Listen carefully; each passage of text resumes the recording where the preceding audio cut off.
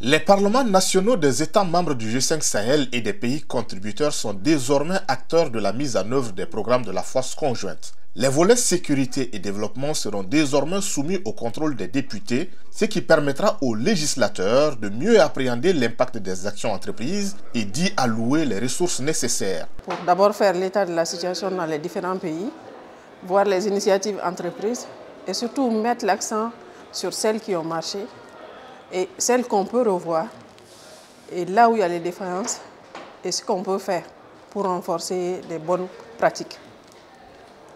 Nous avons particulièrement aimé l'aspect abordé concernant la sécurité et le développement, surtout sur l'aspect femmes. Nous avons fait donc état de ce qui se passe au niveau du Mali. Maintenant, nous attendons de voir avec les conclusions ce qui va être concrètement retenu pour renforcer le développement dans le cadre de la sécurité concernant les femmes.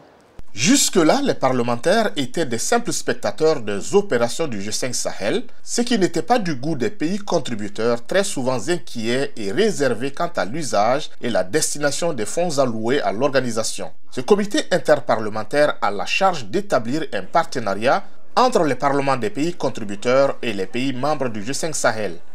Nous, émanation du peuple, nous sommes très peu impliqués dans la gestion du G5 Sahel. Donc il faudra davantage que nous impliquons. Le G5 Sahel, c'est les deux piliers, c'est-à-dire l'aspect sécurité et l'aspect développement. Et à tous ces niveaux, les parlementaires ont leur mot à dire. En tant qu'émanation du peuple, dans le cadre du développement, la sécurité aussi, ça relève pendant, en tout cas pour un certain nombre de choses, au niveau des parlements. Voilà les raisons en fait qui nous ont poussé à vouloir créer ce comité interparlementaire du G5 Sahel.